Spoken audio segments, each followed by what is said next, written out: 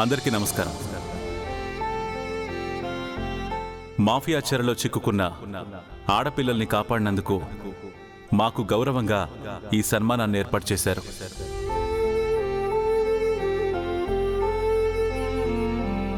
కానీ ఇప్పుడు మీరు చూసిన వీడియోకి ముందుగా సమాధానం ఇవ్వాలనుకుంటున్నాను. ప్రతి ఒక్కరి జీవితంలో ఎత్తుపల్లాలు అలాగే చీకటి కోణాలు ఉంటాయి. కొన్నిసార్లు చెయ్యని తప్పుకి నిందలు మోస్తూ శిక్ష అనుభవించాల్సి వస్తుంది. కానీ అది శాశ్వతం కాదు.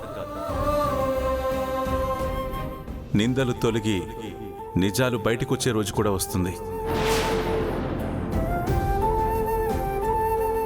ఇది జరిగిందాన్ని కవర్ చేసుకోవడం కోసం నేను చెప్పట్లేదు. నేను నిజాయితీగా ఎదురు చూస్తున్న నమ్మకం. ఇప్పుడు మీరు చూస్తున్న రెండు నిజాలే, కానీ అందులో అబద్ధం కూడా ఉంది.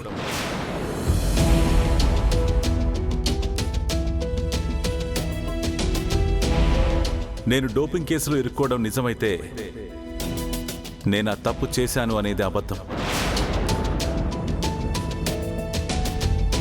అలాగే అకాడమీలో నా భార్య డాన్స్ చేయడం నిజమైతే తను తాగింది అనేది అబద్ధం.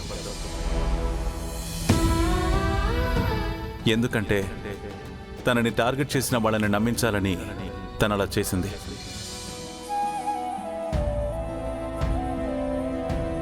ఇందాక మాటల్లో కూడా తను అదృష్టంతో అందలం ఎక్కింది, వదంతుల వల్ల ఆ పెళ్లి జరిగింది అన్నారు. జనరల్గా పెళ్ళనేది ఒక అందమైన జీవితాన్ని ఏర్పరచుకోవాలని చేసుకుంటారు. కానీ మా పెళ్లి ఒక ఆశయాన్ని సాధించాలనే కారణంతో జరిగింది. ఆ ఆశయమే తనని బాక్సింగ్ ఛాంపియన్గా చేయడం.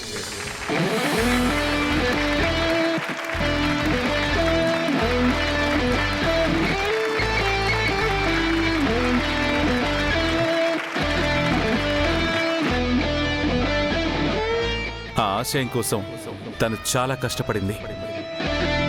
తనేం చేసినా ఎదుటి వాళ్ళకి మంచి చేయాలని తప్పిస్తుంది. అందుకే తన సహకారంతోనే ఆ ఆడపిల్లల జీవితాల్ని కాపాడగలిగాను. తనలాంటి భార్య తోడుగా ఉంటే ఏ భర్తకైనా అన్నింటా విజయం, గౌరవం దక్కుతాయి.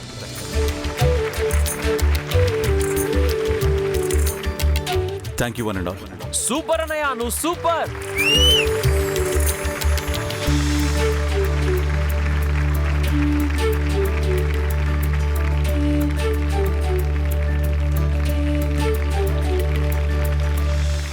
అందరికీ నమస్కారం. నేను ఇంతవరకు ఎంతో సాహసంతో ఒక మంచి పని చేసిన వీళ్లను సన్మానించే ఉద్దేశంతో ఉన్నాను. కానీ ఇప్పుడు ఇలాంటి భార్యాభర్తల జంట ఎంతో మందికి ఆదర్శం అవ్వాలని మనస్ఫూర్తిగా కోరుకుంటున్నాను.